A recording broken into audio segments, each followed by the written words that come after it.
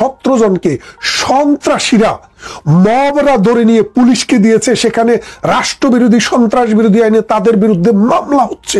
আপনারা কি কল্পনা করতে পারেন একটা রাষ্ট্র যারা সৃষ্টি করেছে তাদেরকে রাষ্ট্রবিরোধী?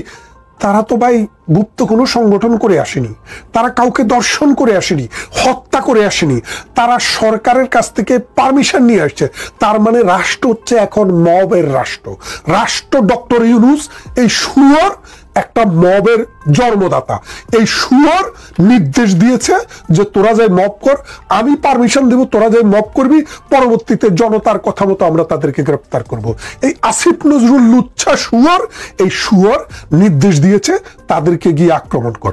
এই আক্রান্ত মানুষ, আক্রান্ত বাংলাদেশ, আক্রান্ত মুক্তিযুদ্ধ, আক্রান্ত অসাম্প্রদায়িক শক্তি, এই আক্রান্ত থেকে বেঁচে উঠতে হলে যুদ্ধের জন্য প্রস্তুত হতে হবে। আমরা যুদ্ধ করে আমাদের দেশটাকে আবার আমাদের কন্ট্রোলে আনবো। আমরা স্বাধীন করেছি 1971 সালে, আমাদের মুক্তির সংগ্রাম শেষ হয়নি। আমাদের মুক্তির সংগ্রাম হচ্ছে সাম্প্রদায়িকতা থেকে মুক্তি, আমাদের মুক্তির সংগ্রাম হচ্ছে পাকিস্তানের অ্যাগ্রেশন থেকে মুক্তি, আমাদের মুক্তির সংগ্রাম হচ্ছে ধর্মভিত্তিক যে রাজনীতি মানুষকে ডিভাইড করে সেটা থেকে মুক্তি, আমাদের সংগ্রাম হচ্ছে এই মবক্রেসি থেকে মুক্তি, আমাদের সংগ্রাম হচ্ছে ইউনূসের মতো এই বাটপারের হাত থেকে মুক্তি, আমাদের সংগ্রাম হচ্ছে আসিফ নজরুলের মতো এই লুচ্ছাদের হাত থেকে বাংলাদেশের মুক্তি। আসুন আমরা এই মুক্তির সংগ্রামে যার যার অবস্থান থেকে তৈরি হই। আমাদের সাথে পুরা বিশ্বের শান্তিকামী, মুক্তিকামী, গণতন্ত্রকামী এবং অসাম্প্রদায়িক যে শক্তি আছে আমাদের সাথে থাকবেন। আপনারা ভয় পাবেন না। আপনারা মনে রাখবেন, রাত যত গভীর হবে ভোর হওয়ার সম্ভাবনাটা তত নিকটবর্তী হবে।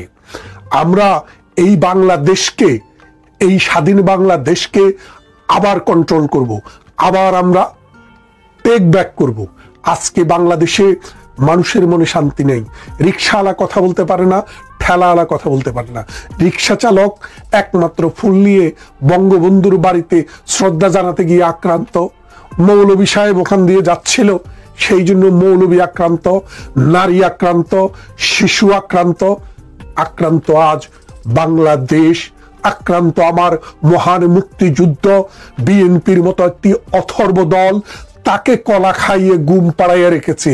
সেই কলা খাওয়া দল এখন আর বাংলাদেশের পক্ষে কথা বলার কোনো লোক নেই। বিএনপি সারা জিন্দিগি ভর বলেছে স্বাধীনতার ঘোষক জিয়াউর রহমান, কিন্তু এখন বিএনপি সে কথাটি আর বলে না।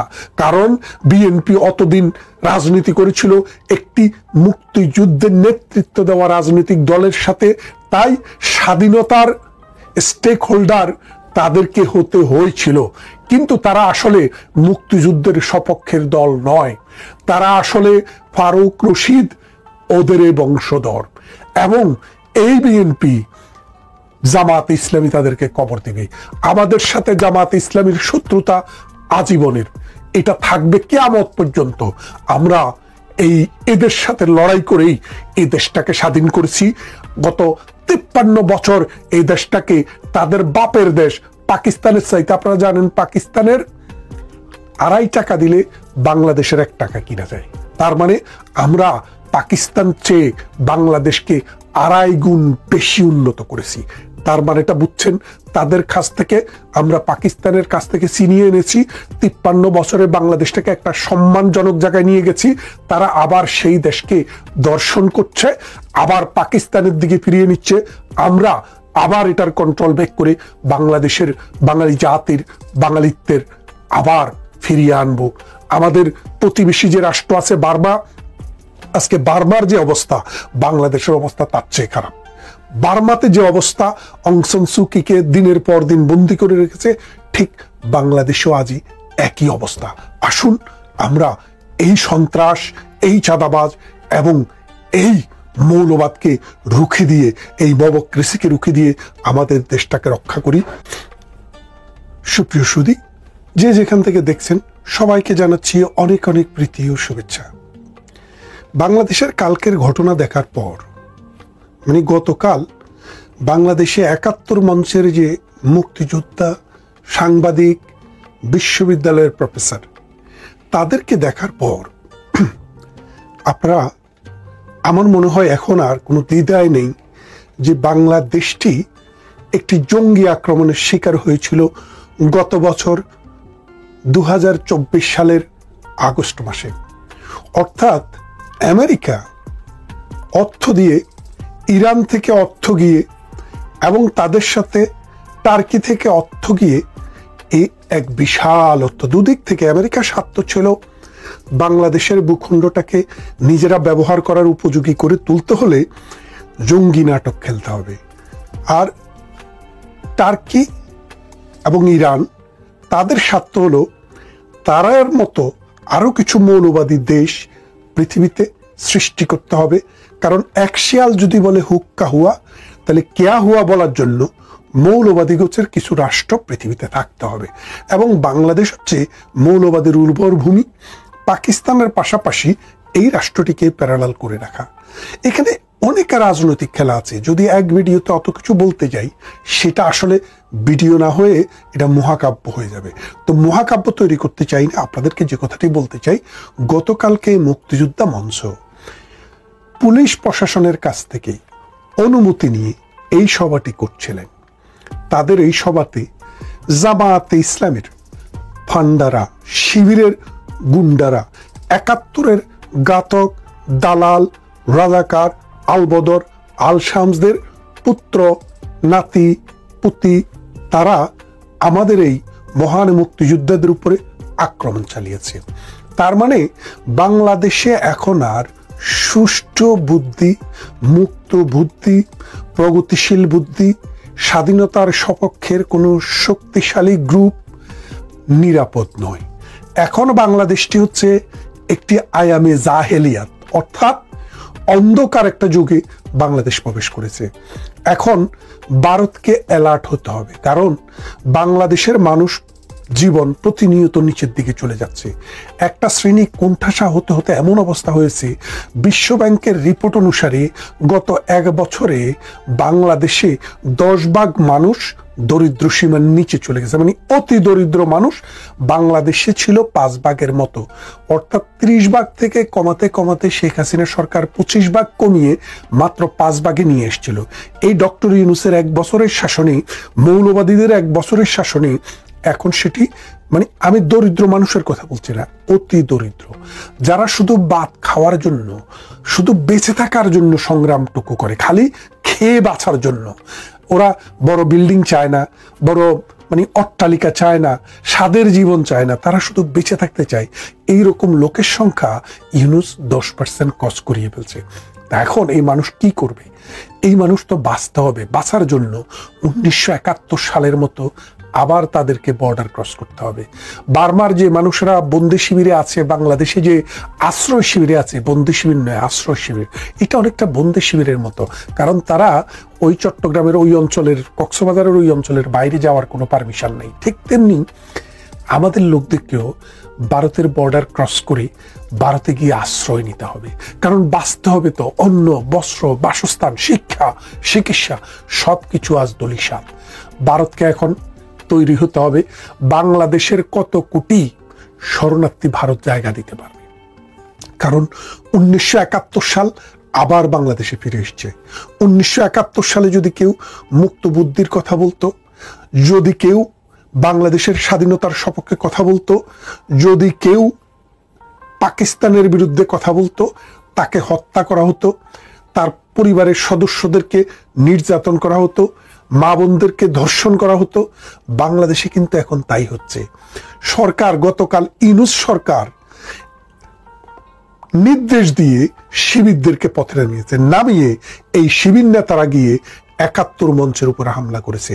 তার মানে আমরা যে মাঝে মাঝে বলি আজকের যারা শিবির আছে, জামাত আছে, 1971 সালে জন্মালে তারা রাজাকার হতো, তারা ধর্ষক হতো, তারা লুণ্ঠনকারী হতো, মানুষকে ধর্মান্তরকারী হতো, এবং তারা এই বাংলাদেশ তখনও তাদের পূর্বপুরুষরা চায়নি, আজকেও তারা চায় না।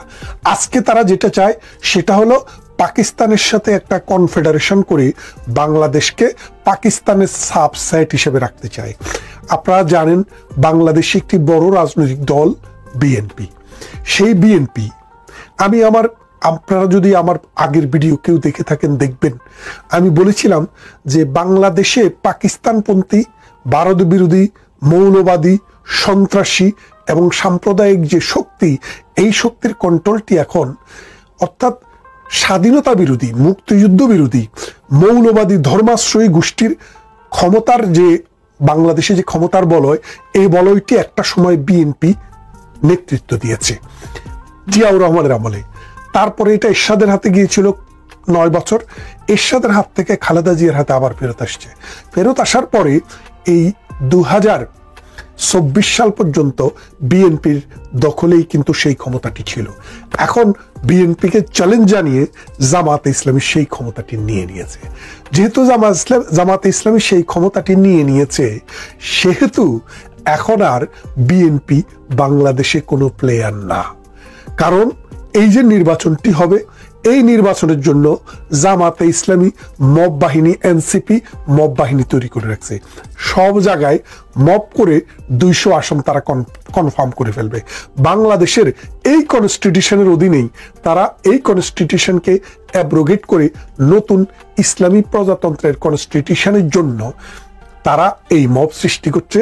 বিএনপি রাজনৈতিক দল হিসেবে ব্যর্থ। আওয়ামী লীগ 17 বছর থেকে যেভাবে নিজেদেরকে টিকাতে পারে নাই, ব্যর্থ হয়েছে, ঠিক তেমনি বিএনপিও 17 বছর অপেক্ষা করে একটি রাজনৈতিক যখন মোহনায় যখন তারা অবগাহন করলো যে তারা ক্ষমতায় আসবে, ঠিক তখনই তাদের হাত থেকে নেতৃত্বটি জামাত শিবির নিয়ে নিয়েছে। এখন বিএনপি ছাগলের 3 নম্বর বাচ্চা। এই 3 নম্বর বাচ্চার মতো একটু লাপালাপি জাপাজাপি করবে। সত্যিকার অর্থে নির্বাচনের মাধ্যমেও বিএনপির আর ক্ষমতায় ফেরার সুযোগ নেই। ফজলুর রহমানকে যখন বিএনপি শোকজ করে 24 ঘন্টার এবং 3 মাসের জন্য স্থগিত আদেশ দেয়, তখনই মোল্লারা বুঝেছে যে না, এখনই সময় মরণ কামড় দেওয়ার, মুক্তিযুদ্ধকে মুছে দিতে হবে এবং পাকিস্তান পন্থাকে এই দেশে আবার জিন্দা করতে হবে, মৌলবাদী শাসন জিন্দা করতে হবে, ধর্মাশ্রয়ী শাসন জিন্দা করতে হবে, অসাম্প্রদায়িক চেতনাকে এই দেশে চিরতরে কবর দিতে হবে। এখন এই অসাম্প্রদায়িক মানুষেরা যাবে কোথায়? এই অসাম্প্রদায়িক চেতনার, মুক্তিযুদ্ধের চেতনার এবং সকল মানুষের রাষ্ট্র চেতনা কোথায় যাবে? এই মানুষদেরকে ভারতের দিকে পথ করতে হবে। এখন ভারতে বসে আছেন প্রধানমন্ত্রী শেখ হাসিনা, ভারতে বসে আছেন আওয়ামী লীগের অসংখ্য নেতা। ভারত এখন কি ভাবছে আমরা সেটা জানি না, ভারতের সাথে আমাদের কোনো যোগাযোগ নেই। কিন্তু আমরা একটা জিনিস বুঝতে পারছি, ভারতকে এখন সীমান্তে কঠিন সমস্যার মোকাবেলা করতে হবে। কেননা লক্ষ লক্ষ মানুষ অন্যের অভাবে, বস্ত্রের অভাবে, বাসস্থানের অভাবে, নির্যাতনে, হিংসায় বাড়ি জ্বালিয়ে পুড়িয়ে ধর্মান্তরিত করে ভারতে ঠেলে দেওয়া হবে। এখন ভারতকে লক্ষ লক্ষ ইভেন কোটি মানুষকেও আশ্রয় দেওয়ার জন্য প্রস্তুতি নিতে হবে। কারণ বাংলাদেশে 71 সালে ধর্মের নামে যে দর্শন, যে হিংসা, যে মৃত্যুর উপত্যকা আমরা দেখেছি, এখনো ঢাকাতেও তাই শুরু হয়ে গেছে। গতকাল 3টি ঘটনা ঘটেছে। দিনাজপুরে একটি বিনোদন পার্কে হামলা করেছে, নাম কি? তৌহিদি দলতা, ধর্মাশ্রয়ী লোক। এরা কারা? এরা হচ্ছে জামাতের সাবসেট। এরা কারা? শিবিরের সাবসেট। তারপর আরেকটি কাণ্ড কোথায় হলো? ঢাকায় হলো। কি? মুক্তিযোদ্ধারা একটি সমাবেশ করছে, 71 মঞ্চ। সেখানে এই যে মনে করেন যে হাফিজুর রহমান কার্জন, ঢাকা বিশ্ববিদ্যালয়ের প্রফেসর, তিনি বিশ্ববিদ্যালয়ের টিচার হয়েছেন আমার যখন বিশ্ববিদ্যালয় জীবন প্রায় শেষের দিকে। আমি তখন চট্টগ্রাম বিশ্ববিদ্যালয়ে লতে অনার্স ফাইনাল ইয়ার বা মাস্টার্স শুরু করেছি। তা হাফিজুর রহমান কার্জন প্রথমে চিটাগং বিশ্ববিদ্যালয়ের টিচার হিসেবে শিক্ষকতা জীবন শুরু করেন। তিনি সরাসরি আমার শিক্ষক ছিলেন। তার মানে বয়সে আমার খুব বড় নয়। আমি বিশ্ববিদ্যালয় শেষ করব, তিনি বিশ্ববিদ্যালয় শেষ করে ভালো রেজাল্ট করে ঢাকা বিশ্ববিদ্যালয় থেকে চট্টগ্রাম বিশ্ববিদ্যালয়ে গিয়ে টিচার হয়েছেন। তখন আমি হাফিজুর রহমান কার্জনকে পেয়েছি। তিনি সরাসরি আওয়ামী লীগের সাথে কখনো যুক্ত ছিলেন না, কিন্তু চিন্তায়, মননে, চেতনায় অসাম্প্রদায়িক, গণতান্ত্রিক, বুদ্ধিভিত্তিক এবং মুক্তিযুদ্ধের সপক্ষের মানুষ। 1971 সালের মহান মুক্তিযুদ্ধে যে লক্ষ লক্ষ মানুষের প্রাণের বিনিময়ে, অসংখ্য নারীর ইজ্জতের বিনিময়ে, 1 কোটি মানুষের দেশান্তরিত হওয়ার বিনিময়ে, অসংখ্য মানুষের অত্যাচার, নির্যাতন, নিপীড়নের বিনিময়ে যে স্বাধীনতা অর্জিত হয়েছে, সেই স্বাধীনতার স্মারক হচ্ছে আমার বাংলাদেশের গণপ্রজাতন্ত্রী বাংলাদেশের সংবিধান। এই সংবিধানকে রক্ষা করার জন্যই কিন্তু এই হাফিজুর রহমান কার্জন দাঁড়িয়েছিলেন। তাকে হাতকড়া পরিয়ে নিয়ে যাওয়া হলো সন্ত্রাসীর মতো, চাঁদাবাজের মতো, সিসকে চোরের মতো, 71-এর রাজাকারের মতো। কাদের সিদ্দিকীর পুরা পরিবার মুক্তিযুদ্ধ করেছে। 1971 সালে কাদেরিয়া বাহিনী নামে একটি বাহিনী ছিল। সেই বাহিনীর বড় ভাই লতিফ সিদ্দিকী দীর্ঘদিন রাজনীতি করেছেন।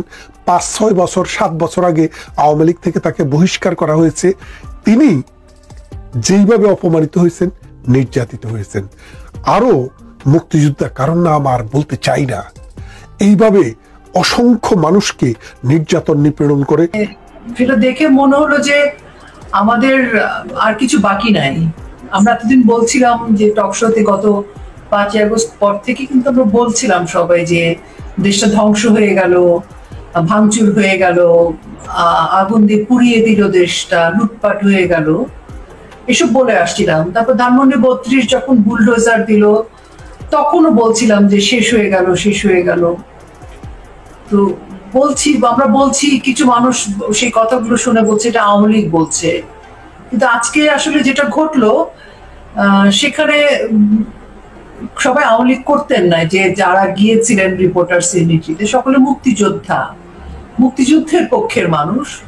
এবং তাদের উপর যে অপমানজনক, ন্যাক্কারজনক হামলাটা হলো, সেটা দেখে মনে হলো যে আমরা যে বলছিলাম বাংলাদেশটা ধ্বংস হয়ে গেছে, আসলে বাংলাদেশ নাই, বাংলাদেশ বলে কিছু নাই। থাকলে ধরেন যে মুক্তিযোদ্ধারা বাংলাদেশ স্বাধীন করেছেন বঙ্গবন্ধুর নেতৃত্বে, আজকে বঙ্গবন্ধুর কথা বলা যাচ্ছে না, সংবিধান নিয়ে কথা বলা যাচ্ছে না। সেখানে সংবিধান, জাতীয় পতাকা, জাতীয় সঙ্গীত, মুক্তিযুদ্ধ, বাংলাদেশ, তার মানে এই কথাগুলো বলা যাবে না। এই কথাগুলো যদি বলা না যায়, তাহলে ধরে নিতে হবে যে আমরা কেউ আসলে বাংলাদেশ নিয়ে, বাংলাদেশ আর নেই। মুক্তিযুদ্ধের বাংলায় রাজাকার, যুদ্ধাপরাধীর ঠাঁই নেই, কথাটা আমরা বলেছিলাম। কিন্তু আজকে সিদ্ধান্ত নিতে হবে যে মুক্তিযুদ্ধের বাংলায় মুক্তিযোদ্ধারাই থাকবে। মুক্তিযোদ্ধাদের সাথে রাজাকার, আলবদর, আলশাম, যুদ্ধাপরাধীর সহ অবস্থান সম্ভব না। এই যুদ্ধটা আজকে সবাইকে মানে একদম স্বীকার করে নিতে হবে যে এই যুদ্ধটা অনিবার্য, এবং এই যুদ্ধে হয় মুক্তিযোদ্ধাদের বাংলাদেশ থাকবে, অথবা যুদ্ধাপরাধীর বাংলাদেশ, বাংলাদেশের বিপক্ষের অপশক্তির বাংলাদেশ। এটা মেনে নিয়ে সবাইকে আজকে প্রতিজ্ঞা করে যার যার অবস্থান নির্ণয় করে নিতে হবে। ঢাকায় দুটো খুব গুরুত্বপূর্ণ স্পট আমাদের, জাতীয় প্রেস ক্লাব এবং রিপোর্টার্স ইউনিটি। এই দুটো জায়গায় অন্তত মানে কেউ গিয়ে হামলা করবে, কার একটা অনুষ্ঠান পণ্ড করবে, এই জিনিসটা কিন্তু আমরা একেবারেই চিন্তাই করে নাই সেটা। এবং এত বেপরোয়া আচরণ। রিপোর্টার্স ইউনিটি হচ্ছে ঢাকায় রিপোর্টারদের সবচেয়ে বড় সংগঠন। সে জায়গায় গিয়ে এইভাবে হামলা, মুক্তিযোদ্ধাদের গায়ে আমরা রক্তাক্ত করা, পুলিশ গেল সেখানে, পুলিশকে কি করলো, যারা হামলা করলো তাদের একজনকেও ধরলো না, যারা আক্রান্ত হলো তাদেরকে আটক করে নিয়ে গেল। এখন মানে রিপোর্টার্স ইউনিটিকে ঘিরে যে হামলাটা তারা করলো, ঢুকলো, এই যে দুঃসাহস, এটাও কিন্তু সাংবাদিকদের জন্য একটা বার্তা, দেশে বিদেশে সবার জন্য, যে সাংবাদিকদের একটা জায়গা রিপোর্টার্স ইউনিটি, যেখানে মানুষ তার মত প্রকাশ করতে আসে। সেই জায়গাটায় মব ঢুকতে পারে, জঙ্গি সন্ত্রাসীরা ঢুকতে পারে, এবং ইনকিলাব মঞ্চের কিছু জঙ্গি টঙ্গি তারা ঢুকেছে। এখন বাংলাদেশের সাংবাদিকরা যদি এখনো এই ইঙ্গিতটা বুঝতে না পারে, কারণ বাংলাদেশের সাংবাদিকদের আরো আগেই বোঝা উচিত ছিল, যখন মিডিয়া হাউস দখল হয়ে গেছে, পুড়িয়ে দিয়েছে, ভাঙচুর হয়েছে, এবং অনেককে জোর করে গলা ধাক্কা দিয়ে বার করে দিয়েছে, তার কর্মস্থল থেকে। তো তখনই সিদ্ধান্ত নেওয়া উচিত ছিল অনেকে, এবং বড় বড় যে মানে সুপারস্টার সেলিব্রিটি যে বড় সাংবাদিক নেতারা আছেন বাংলাদেশে, বড় বড় মিডিয়া হাউসের, ওনারা মনে করছেন ওনারা হয়তো ইউনূসের কাছের মানুষ, এই অসম্মানটা ওনাদের গায়ে লাগেনি। যদি ওনাদের হাউসের সামনেও গরু জবাই হয়েছে, ওখানেও গেছে মব জঙ্গি বাহিনী, উগ্রপন্থী যারা, কিন্তু তারপর ওনারা ভাবছেন না যে ওনাদের কিছু হচ্ছে, ওনারা এসব কিছুর ঊর্ধ্বে ভাবছেন নিজেদেরকে। কিন্তু এসব কিছুর ঊর্ধ্বে ভাবলে তো হবে না। আজকে সাংবাদিকদের উপরে যে আঘাত, সেটা হিসেব নিকেশ করে সাংবাদিকদের আজকে সিদ্ধান্ত নেওয়ার সময় এসে গেছে। সাংবাদিকরা যদি ভাবে যে না না আমাদের তো কিছু হয়নি, এটা খুব ভুল। এবং সেখানে ঢুকে যেভাবে গায়ে হাত তুলেছে, ধাক্কা দিয়ে চেয়ার থেকে উঠিয়ে দিচ্ছিলেন, তারপরে মাইক দিয়ে একজন মুক্তিযোদ্ধাকে বাড়ি দিচ্ছিল, একজনকে চেয়ার থেকে ধাক্কা দিয়ে সরিয়ে ফেললো, ঢাকা বিশ্ববিদ্যালয়ের একজন শিক্ষকের গায়ে হাত দিল। এই যে বিষয়গুলো, এই বিষয়গুলো তো আসলে 5 তারিখে নির্ণয় হয়ে গেছে যেগুলো ঘটবে। এগুলো কিন্তু সিদ্ধান্ত 5 তারিখের আগে হয়েছে। আমরা নমুনা দেখেছি 5 তারিখেই। 5 তারিখের আগে যখন রাজপথে পুলিশকে পিটিয়েছে ছাত্রনামী কিছু জঙ্গিরা, তখনই জানতাম আমরা যে এই পিটানোটা, এই অসম্মানটা আমাদের গায়ে আসবে। তো তখন কেউ বোঝেনি, বুঝতে চায়নি। 5 তারিখ থেকে যখন হলো, তখনও কিন্তু আমরা জানি এইটাই ঘটবে, এটাই ঘটছে। কেউ কিন্তু আমরা যখন বলছিলাম সেটা ভালো লাগেনি, আমাদের বলতে হচ্ছিল, অনেক বলতে হচ্ছিল। আজ থেকে কি হলো জানেন? আজ থেকে আমাদের কিছু বলতে হবে না। এই যে আমরা বারবার টকশো থেকে বলি যে ইউনূস তার মব বাহিনী দিয়ে মুক্তিযুদ্ধকে শেষ করে দিচ্ছে, ইতিহাস বিকৃত করছে, আমরা বলছি, তখন ভাবছে যে আওয়ামী লীগের লোকজন বলেই যাচ্ছে, আওয়ামী লীগের দোসররা বলে যাচ্ছে, আওয়ামী লীগের দালালরা বলে যাচ্ছে। কিন্তু আজ থেকে আমাদের কিছু বলতে হবে না। আজ থেকে বাংলা ভাষাভাষী বাংলাদেশের এবং সারা পৃথিবীর মানুষ দেখলো। এই দেখার পর, এই সত্যের পর, এই আবিষ্কারের পর তো কোনো মানুষকে বলার কিছু নাই যে ভাই আজকে শিক্ষক, মুক্তিযোদ্ধা, আজকে কোনো মানুষ নিরাপদ না। যে মানুষ বাংলাদেশকে নিয়ে একটা সত্যি কথা বলবে, সেই মানুষটি হবে আওয়ামী লীগের দোসর। এবং আজকে নির্ণয়ও হয়ে গেছে যে সবাই আসলে আওয়ামী লীগের দোসর। একদিকে আওয়ামী লীগের দোসর স্বাধীনতার পক্ষের মানুষ, আরেকদিকে ইউনূসের পক্ষের মানুষ যারা স্বাধীনতা বিরোধী। তো জনগণের কাছে আজকে একদম স্পষ্ট যে এটা রাত, এটা দিন, এটা সাদা, এটা কালো। বিভিন্ন টেলিভিশনের ফুটেজ আমরা দেখছিলাম, কোনটা ফুটেজ হলের ভেতরে, কোনটা ফুটেজ হলের বাইরে, রিপোর্টার্সের বাইরে। রিপোর্টার্সের বাইরে কিভাবে একদল গুন্ডা বারবার ওই দরজা বন্ধ করছে, ভেতরে ঢুকছে, বেরোচ্ছে, পিটাচ্ছে। এবং একজন প্রত্যক্ষদর্শী ইন্টারভিউ আমরা করেছি, সে আবার বলছিল কিভাবে একজন প্রবীণ সাংবাদিক তাকে রক্ষা করেছেন, তাকে নিয়ে আলাদা এক জায়গায় গিয়ে বসিয়ে বলেছেন তুমি এখানে থাকো, তুমি আমার গেস্ট, তোমাকে উজু করতে পারবে না। এবং রিপোর্টার কমিটির সাধারণ সম্পাদক যখন রক্ষা করতে গেছে, তার উপরে কিন্তু হামলা হয়েছে।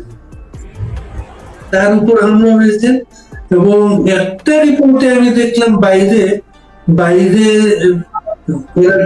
বিএনপির লোকদের বলা হচ্ছিল, বাইরে ছিল বিএনপির লোকদের। আবার রিপোর্টার কমিটির একটা সূত্র বলেছে এই এলাকায় কারা আসে, কারা সবাই তারা চিনে, তাদের জবানিতে আসছে এরা হচ্ছে জামাত শিবিরের লোক। পুলিশ ফুটেজ আসছে, পুলিশ এসেছে, পুলিশের কাজ হচ্ছে মানে যারা আক্রমণ করছে তাদেরকে ধরবে, তাদেরকে প্রতিহত করবে। পুলিশ তাদেরকে কিছু করছে না, যারা আক্রান্ত তাদেরকে আঘাত করছে। সেইটা একজন সাংবাদিক পান না, তাকে ধরে নিয়ে গেছে। একজনকে 8 জন, সেই ইউনিভার্সিটির জীবন থেকে বিশ্ববিদ্যালয়ের সাংবাদিক হিসেবে উনি আমাদের খুব ঘনিষ্ঠ, তিনি আজকের বিশ্ববিদ্যালয়ের অধ্যাপক। সেই অধ্যাপককে ডিবি নিয়ে গিয়েছে। এরাও থামবে না, না ওরা থামবে না। দেখেন এর আগেও আমরা কিন্তু দেখেছি যখন ধানমন্ডি 32 ঘুরিয়ে দিয়েছিল, তখন সেনাবাহিনী পুলিশের প্রোটোকলে তারা এটা করেছে। গোপালগঞ্জে যখন তারা টুঙ্গিপাড়ায় বঙ্গবন্ধুর সমাধিস্থলকে ইঙ্গিত করেছে, তখনও কিন্তু সেনাবাহিনী, বিজিবি, র্যাব, নৌবাহিনী, পুলিশ তাদের পাশে ছিল। অর্থাৎ রাষ্ট্র তাদেরকে এগুলো করাচ্ছে। এ ব্যাপারে কোনো, এটা এখন বলার জন্য বা বোঝার জন্য কোনো পিএইচডি করা লাগবে না, কোনো পড়াশোনা করা লাগবে না, কিচ্ছু লাগবে না। চোখ বন্ধ করে বাংলাদেশের একটা শিশুও বলতে পারবে যে যে কোনো মব, জঙ্গি হামলা, যে কোনো উগ্র মৌলবাদ শক্তির যে দুঃশাসন, সেটা রাষ্ট্র কর্তৃক, রাষ্ট্র সরাসরি এর সাথে সম্পৃক্ত। এর সাথে রাষ্ট্র সরাসরি সম্পৃক্ত হওয়ার কারণেই কিন্তু তারা এত সাহসের সাথে, দৌরাত্মের সাথে এগুলো করতে পারছে। তো তারা যখন ধানমন্ডি 32-এ পেরেছে, গণভবনে পেরেছে, তারা যখন গোপালগঞ্জে পেরেছে, তারা সব জায়গায় এটা পেরেছে, যার ফলে তারা এখন জানে। আর যেহেতু ইন্ডেমনিটি দিয়ে তাদেরকে অনেক আগে কিন্তু বোঝানো হয়ে গেছে যে ইন্ডেমনিটি মানে অপরাধ হয়েছে, কিন্তু এই অপরাধকে আমরা মানি না, অপরাধের কোনো শাস্তি হবে না। তো সেই সব মিলে আজকে যারা গেছে, এদের যাওয়ার কথাই, এদের এগুলোই করার কথা। এবং পুলিশ সেখানে গিয়ে তাদেরকে না ধরে, কিছু না বলে, যারা অতিথি ছিলেন, যারা মুক্তিযোদ্ধা ছিলেন, বাংলাদেশের পক্ষের ছিলেন, তাদেরকে নিয়ে গেছে। একটা ভিডিওতে দেখলাম, এত কষ্ট লেগেছে আমার ভিডিওটা, সেখানে মুক্তিযোদ্ধা, বীর মুক্তিযোদ্ধা লতিফ সিদ্দিকী, উনাকে, উনি এত বর্ষিয়ান একজন মানুষ, উনার সাথে বাংলাদেশের রাজনীতির, মুক্তিযুদ্ধের ইতিহাসের এত সম্পৃক্ততা, উনাকে চেয়ার থেকে নামাচ্ছে, ধাক্কা দিচ্ছে, এবং উনাকে দুজন বলছে যে, খুবই বাজে ভাবে জিজ্ঞেস করছিল যে উনি আওয়ামী লীগের দোসর কিনা। তো উনি ওদেরকে বোঝানোর চেষ্টা করছেন যে উনি 2014 থেকে কি 15 থেকে আওয়ামী লীগের সাথে নেই। তারপরে একজন আবার খোঁচাতে খোঁচাতে জিজ্ঞেস করছে যে উনি কি জুলাইতে ছাত্রদের পক্ষে ছিলেন কিনা। উনি আবার উনিও বলার চেষ্টা করছিলেন যে উনি জুলাইতে ছাত্রদের পক্ষে ছিলেন, উনি আওয়ামী সরকারের বিপক্ষে ছিলেন।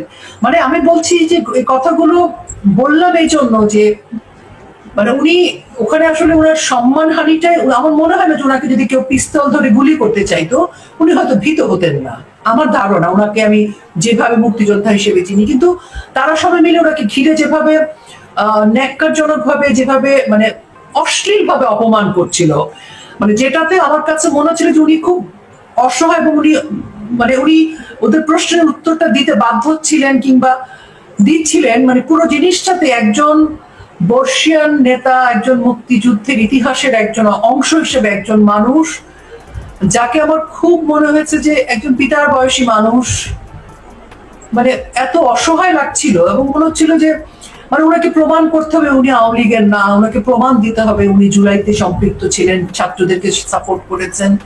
মানে এই যে ওনার পরীক্ষা নিচ্ছে, ওনাকে প্রশ্ন করছে, জেরা করছে, অনেকটা রিমান্ডের একজন আসামির মতো।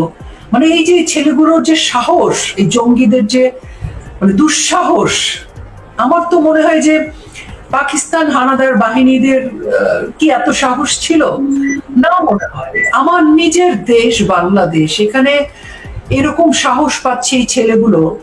এদের পেছনের শক্তি কি? এদের পেছনের শক্তি রাষ্ট্র, ইউনূস, এবং ইউনূসের সাথে শক্তিটা কারা?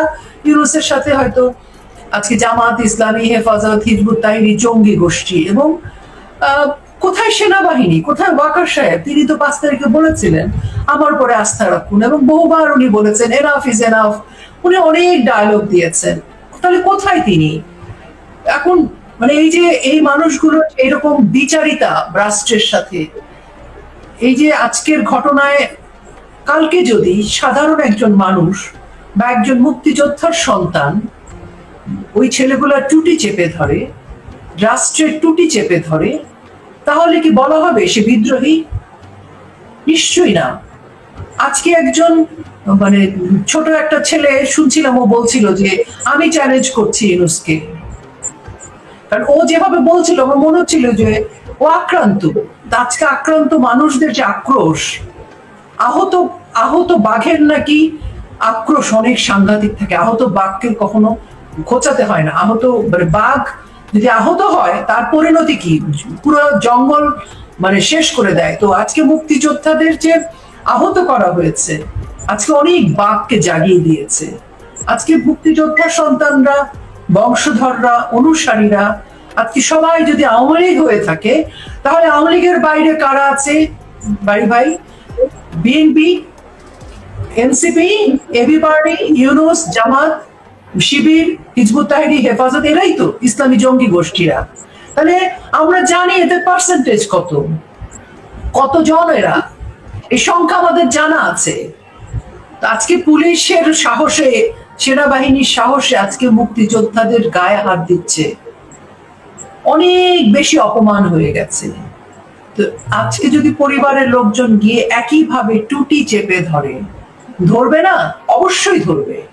আপনি কি ভেবেছেন আমরা যতক্ষণ বেঁচে আছি এই জীবনে এটা ভুলবো না তো?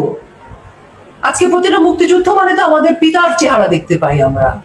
বঙ্গবন্ধুর ধানমন্ডি 32 যখন গুড়িয়ে দেওয়া হচ্ছে বুলডোজার দিয়ে, আমরা বুঝতে পারছিলাম যে এটা হচ্ছে একটা গৃহযুদ্ধের চেষ্টা, আমাদেরকে বারবার গৃহযুদ্ধের দিকে তারা ফাঁদে ফেলার চেষ্টা করছিল। আজকে আমাদের যে ফাঁদে ফেলার চেষ্টা করেছে, এই ফাঁদে আমরা পড়বো না, তারা পড়বে। আজকে মানচিত্রে আঘাত করেছে, জাতীয় সঙ্গীতে আঘাত করেছে, আজকে আমাদের জন্ম পরিচয়ে আঘাত করেছে। আমার মনে হয় না ইউনূস এই যে সমস্ত জনগোষ্ঠীর বিপরীতে গিয়ে দাঁড়িয়েছে।